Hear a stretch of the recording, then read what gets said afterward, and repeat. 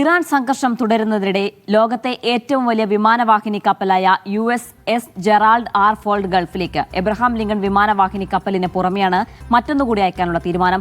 Israel സമ്മർദ്ദത്തെ തുടർന്ന് ഇറാനുമായുള്ള ചർച്ച വിപുലപ്പെടുത്താനുള്ള അമേരിക്കൻ നീക്കം അംഗീകരിക്കില്ല എന്ന് ഇറാൻ വ്യക്തമാക്കി. ബാലിസ്റ്റിക് മിസൈൽ പദ്ധതിയും ഹിസ്ബുള്ളയ്ക്കും മറ്റും തുടരുന്ന സഹായവും പുനഃപരിശോധിക്കാൻ ഇറാനെ പ്രേരിപ്പിച്ചു വരികയാണെന്ന് US സ്റ്റേറ്റ് വകുപ്പ് വ്യക്തമാക്കിയിരുന്നു. എന്നാൽ ആണവ വിഷയത്തിനപ്പുറം മറ്റൊന്നും ചർച്ച ചെയ്യാൻ തയ്യാറല്ല എന്ന് ഇറാൻ വ്യക്തമാക്കി. ഇറാൻ US തുടർ ചർച്ച സംബന്ധിച്ച് ഇനിയും തീരുമാനമായിട്ടില്ല. അടുത്ത മാസാവസാനം വരെ ഇറാൻ വ്യോമാതിർത്തിയിലൂടെയുള്ള വിമാന സർവീസുകൾ നിർത്തിവെച്ച് European civil aviation. MC Nasar ചേർന്ന വിശദാംശങ്ങൾ നൽകാനായി. നാസർ, പശ്ചിമേഷ്യയിൽ യുദ്ധഭീതി ഒഴിയുന്നു, ചർച്ചയിൽ പോസിറ്റീവായിട്ടുള്ള പ്രതികരണങ്ങൾ വരുന്നു, അങ്ങനെ വലിയൊരു ആശങ്ക ഒഴിഞ്ഞൊരു സാഹചര്യത്തിൽ നിന്നാണ് വളരെ പെട്ടെന്ന് കാര്യങ്ങൾ മാറി മറിയുന്നത്. ഇപ്പോഴത്തെ സാഹചര്യമൊക്കെ എന്തൊക്കെയാണ് ഈ വിഷയത്തിൽ നടക്കുന്നത്?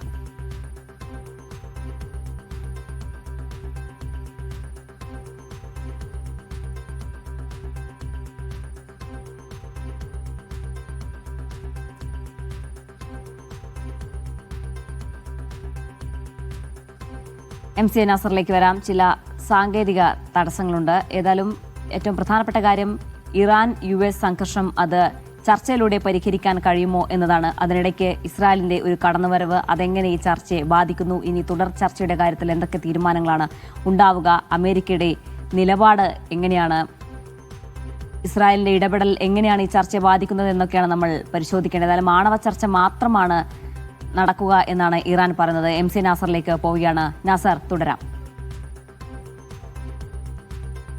ജിന്ന നേരത്തെ പ്രതീക്ഷിച്ചതുപോലെ തന്നെ മസ്കത്തെ ചർച്ചയുടെ തുടർ ചർച്ച ഉണ്ടാകും. അങ്ങനെ നയതന്ത്ര തലത്തിൽ തന്നെ പ്രശ്നം പരിഹരിക്കാൻ സാധിക്കുമെന്നൊരു വലിയ പ്രതീക്ഷ രൂപപ്പെട്ടിരുന്നു. ഗൾഫിന് മാത്രമല്ല ലോകത്തും വലിയ തോതിലുള്ള ഒരു പോസിറ്റീവായിട്ടാണ് മസ്കത്തെ ചർച്ചയെ കണ്ടിരുന്നത്. പക്ഷേ തുടർ ചർച്ചകൾ സംബന്ധിച്ച ഒരു തീയതി പ്രഖ്യാപനം ഇനിയും ഉണ്ടായിട്ടില്ല. അതിനിടയിലാണ് കൂടുതൽ ശക്തമായിട്ടുള്ള ചില സൈനിക മുന്നൊരുക്കങ്ങളിലേക്ക് വീണ്ടും അമേരിക്ക ഇറങ്ങിപ്പുറപ്പെടുന്നത്. അതിൻ്റെ ഭാഗമായിട്ടാണ് ജെറാൾഡ് ആർ ഫോൾഡ് എന്ന ഏറ്റവും വലിയ വിമാനവാഹിനി കപ്പൽ കൂടി ഗൾഫിലേക്ക് അയക്കാനുള്ള ഒരു തീരുമാനം ഉണ്ടായിരിക്കുന്നത്. അല്പം മുമ്പ് ട്രംപ് തന്നെയാണ് ഔദ്യോഗികമായി ഇക്കാര്യം സ്ഥിരീകരിച്ചിരിക്കുന്നത്. ഏതെങ്കിലും ഒരു പ്രതികൂല സാഹചര്യം വരികയാണെങ്കിൽ അത്തരമൊരു സാഹചര്യത്തെ നേരിടുക എന്ന ലക്ഷ്യത്തോടു കൂടിയാണ് പുതിയൊരു യുദ്ധക്കപ്പൽ കൂടി മേഖലയിലേക്ക് അയക്കുന്നത് എന്നാണ് ട്രംപ് വിശദീകരിക്കുന്നത്. നേരത്തെ തന്നെ എബ്രഹാം ലിങ്കൺ എന്നൊരു പടക്കപ്പൽ ഏതാണ്ട് ആഴ്ചകളായി തന്നെ ഗൾഫ് തീരത്ത് നങ്കൂരമിട്ടിട്ടുണ്ട്. അതിന് പുറമെയാണ് ജെറാൾഡ് ആർ ഫോൾഡ് എന്ന പുതിയ പടക്കപ്പൽ കൂടി ഗൾഫിലേക്ക് വരുന്നത്. അപ്പോൾ ഒന്നുകിൽ ഇറാനെ വലിയ സമ്മർദ്ദത്തിലേക്ക് കൊണ്ടുപോവുക, സൈനിക സമ്മർദ്ദത്തിലൂടെ തങ്ങൾ ഉദ്ദേശിക്കുന്ന ഒരു നയതന്ത്ര ചർച്ചയിലേക്ക് വിധേയപ്പെടാൻ ഇറാനെ പ്രേരിപ്പിക്കുക എന്നതായിരിക്കണം അമേരിക്കൻ പ്രസിഡന്റ് ട്രംപ് ലക്ഷ്യമിടുന്നത്. പക്ഷേ ഈ ഒരു കപ്പൽ പുതുതായിട്ട് അയക്കാനുള്ള തീരുമാനം ഉണ്ടാകുന്നത് ഇസ്രായേൽ പ്രധാനമന്ത്രി നെതന്യാഹുവുമായിട്ട് വൈറ്റ് ഹൗസിൽ 3 മണിക്കൂറിലേറെ നേരം ട്രംപ് ചർച്ച നടത്തിയതിന് തൊട്ട് പിന്നാലെയാണ് ഔദ്യോഗികമായിട്ടുള്ള ഒരു സിഗ്നൽ ഇതുമായി ബന്ധപ്പെട്ട് പെന്റഗണ് ട്രംപ് നൽകുന്നത് എന്ന പ്രത്യേകത കൂടിയുണ്ട്. കാരണം ഇറാൻ സമീപകാലത്ത് സംഭരിച്ചിരിക്കുന്ന പുതിയ യുദ്ധോപകരണങ്ങളെക്കുറിച്ചും സൈനിക ശേഷിയെക്കുറിച്ചുമുള്ള ഒരുപക്ഷെ തെറ്റിദ്ധരിപ്പിക്കുന്ന വിശദമായിട്ടുള്ള റിപ്പോർട്ട് ഇസ്രായേൽ പ്രധാനമന്ത്രി ട്രംപിന് കൈമാറിയതായിട്ട് ഇസ്രായേൽ മാധ്യമങ്ങൾ റിപ്പോർട്ട് ചെയ്തിരുന്നു. ആ ഒരു പശ്ചാത്തലത്തിൽ കൂടി ആയിരിക്കണം കുറെ കൂടി കടുത്ത നടപടിയിലേക്ക് നീങ്ങാൻ ഇപ്പോൾ ട്രംപിനെ പ്രേരിപ്പിക്കുന്നതെന്നാണ് വിലയിരുത്തുന്നത്. കാരണം ഇസ്രായേൽ പ്രധാനമന്ത്രി നെതന്യാഹു ആവശ്യപ്പെട്ടത് ഈ ആണവ പ്രശ്നത്തിൽ മാത്രം ചർച്ച പരിമിതപ്പെടാൻ പാടില്ല, ആണവ പദ്ധതി പൂർണ്ണമായിട്ടും ഉപേക്ഷിക്കാൻ ഇറാനെ പ്രേരിപ്പിക്കണം. അതിന് പുറമെയാണ് ബാലിസ്റ്റിക് മിസൈൽ പദ്ധതി പിന്നെ പൂർണ്ണമായിട്ടും അത് കുറച്ചു കൊണ്ടുവരാനുള്ള ഒരു കരാറിലേക്ക് ഇറാനെ പ്രേരിപ്പിക്കണം. മറ്റൊന്നുള്ളത് ഈ പ്രോക്സികൾക്ക് പ്രധാനമായിട്ടും ഹിസ്ബുള്ള, ഹൂത്തികൾ എന്നിവർക്ക് ഇറാൻ കൈമാറി വരുന്ന സാമ്പത്തിക സൈനിക സഹായം അത് പൂർണ്ണമായിട്ടും നിർത്തലാക്കണം എന്ന ഒരു ഉപാധി കൂടിയാണ് ഇസ്രായേൽ പ്രധാനമന്ത്രി മുന്നോട്ട് വെച്ചിരിക്കുന്നത്. ഇക്കാര്യം തന്നെ ഇന്നലെ US സ്റ്റേറ്റ് വകുപ്പും ഏറെക്കുറെ സ്ഥിരീകരിച്ചിരുന്നു. പക്ഷെ അത്തരമൊരു സാഹചര്യത്തിലാണ് ഇന്ന് ഇറാന്റെ വളരെ വ്യക്തമായിട്ടുള്ളൊരു മുന്നറിയിപ്പ് ഉണ്ടായിരിക്കുന്നത്. ആണവ വിഷയത്തിന് അപ്പുറത്തേക്കുള്ള ഒരു വിഷയവും അമേരിക്കയുമായിട്ട് ചർച്ച ചെയ്യാൻ തങ്ങൾക്ക് താല്പര്യമില്ല.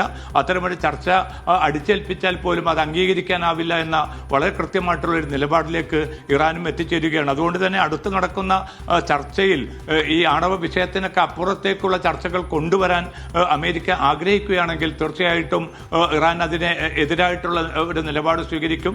പക്ഷേ ഗൾഫ് രാജ്യങ്ങളെ സംബന്ധിച്ചിടത്തോളം അതോടൊപ്പം തന്നെ ഈജിപ്ത്, തുർക്കി എന്ന മറ്റ് രാജ്യങ്ങളും വളരെ ശക്തമായി തന്നെ ഒരു നയതന്ത്ര പ്രശ്ന പരിഹാരത്തിനുള്ള തിരക്കിട്ട നീക്കത്തിലാണ് ഇപ്പോൾ ഏർപ്പെട്ടിരിക്കുന്നത്. കാരണം ഏതെങ്കിലും അർത്ഥത്തിൽ ഒരു ചെറിയ ഒരു ആക്രമണം ഉണ്ടായാൽ പോലും അതിൻ്റെ പ്രത്യാഘാതം വളരെ വലുതായിരിക്കുമെന്ന മുന്നറിയിപ്പ് ഇറാൻ നൽകിയിട്ടുണ്ട്. അതുകൊണ്ട് ഗൾഫ് രാജ്യങ്ങളെ സംബന്ധിച്ചിടത്തോളം വളരെ ശക്തമായിട്ടുള്ള നടപടികളാണ് ഈ ഒരു പ്രതിസന്ധി പരിഹരിക്കാൻ, സംഘർഷം ലഘൂകരിക്കാൻ അവർ നടത്തിക്കൊണ്ടിരിക്കുന്നതും.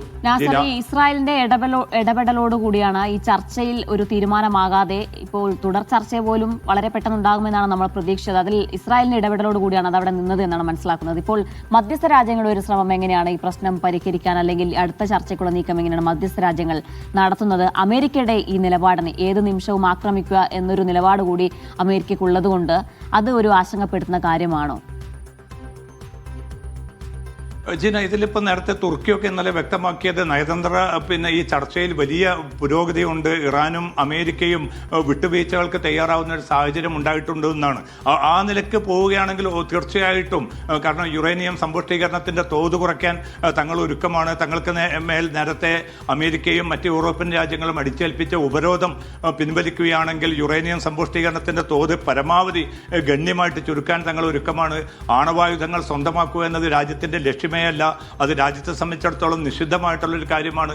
ഇതൊക്കെ അടിക്കടി ഇറാൻ ആവർത്തിക്കുന്നുണ്ട്. ഇറാനിലെ സൈനിക നേതൃത്വവും അതോടൊപ്പം തന്നെ ഭരണ നേതൃത്വവും ആത്മീയ നേതൃത്വവും ഇക്കാര്യം വിശദീകരിക്കുന്നുണ്ട്. പക്ഷേ ഇതൊക്കെ ആണെങ്കിൽ പോലും അത് മുഖവിലക്കെടുക്കാൻ അമേരിക്ക തയ്യാറാകാത്തത് ഏറ്റവും പ്രധാനമെന്നത് ഇസ്രായേൽ നടത്തിക്കൊണ്ടിരിക്കുന്ന വലിയ സമ്മർദ്ദങ്ങളാണ്. കാരണം ഇന്നലെ ആ ചർച്ച നടന്ന ഘട്ടങ്ങളിലൊക്കെയും നെതന്യാഹു മുന്നോട്ട് വെച്ച പ്രധാനപ്പെട്ട കാര്യം ഇസ്രായേലിന്റെ സുരക്ഷയാണ് ഏറ്റവും പ്രധാനമായിട്ട് പരിഗണിക്കേണ്ടത്, അല്ലാതെ മേഖലയുടെ താല്പര്യങ്ങളല്ല എന്ന അർത്ഥത്തിലുള്ള ഒരു സമീപനമാണ് ഈ 3 മണിക്കൂറിലേറെ നീണ്ട ചർച്ചയിലും നെതന്യാഹു സ്വീകരിച്ചത്. അത് ഇസ്രായേലിന്റെ താല്പര്യങ്ങൾ എന്നത് ഇറാനെ പൂർണ്ണമായിട്ടും ഈ നശീകരണായുധങ്ങൾ, ആണവായുധങ്ങൾ, ബാലിസ്റ്റിക് മിസൈലുകൾ ഇതൊക്കെയും ഗണ്യമായിട്ട് കുറച്ചിട്ടില്ല എങ്കിൽ അത് ഇസ്രായേലിന്റെ നിലനിൽപ്പിനെ വളരെ പ്രതികൂലമായിട്ട് ബാധിക്കും. അതുകൊണ്ട് കുറെ കൂടി കടുത്ത നടപടികൾ വേണം. അതിന്റെ ഭാഗമായിട്ടാണ് ഈ ചർച്ച വിപുലപ്പെടുത്താനുള്ള ഒരു നിർദ്ദേശം കൂടി നെതന്യാഹു മുന്നോട്ട് വെച്ചത്. പക്ഷേ ആ ചർച്ചയുടെ പൂർണ്ണമായിട്ടുള്ള വിവരങ്ങൾ ഇപ്പോൾ പോലും ഔദ്യോഗികമായിട്ട്